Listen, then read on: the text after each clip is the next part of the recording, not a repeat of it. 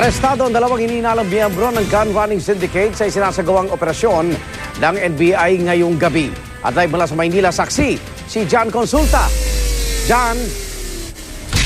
Igan, pabalik na nga dito sa NBI ang mga tauhan ng NBI Anti-Organized Crime Division o NBI AOCD at ang dalawang suspect na pininiwala member ng isang gun running syndicate na nahuli sa isang bypass operation ngayong gabi.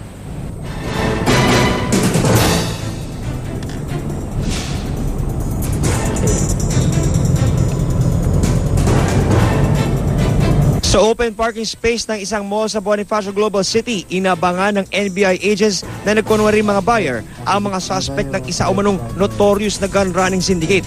Pasado alas 9 ng gabi nang dumating ang dalawang suspect para inspeksyonin ang perang dala ng kanilang mga buyer.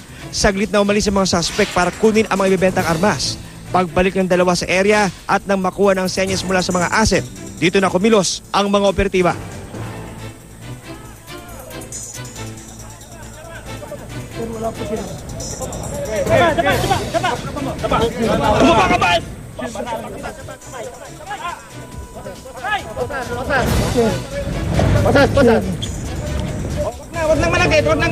Kinilala ang mga suspect na si Ernesto Toquero at isang retired colonel ng Army na si Pablo Angeles. Na-recover mula sa kanila ang 5 high-powered M4 Bushmaster at mga bala.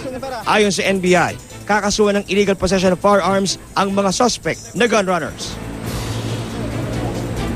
Sa ngayon, Igan, ay sinagkasagawa pa rin ang follow-up operation ng mga tauhan ng NBI AOCD para sa iba pang membro ng pininiwalaang gun running syndicate. At live mula rito sa Manila, ako si John Consulta, ang inyong naging saksi.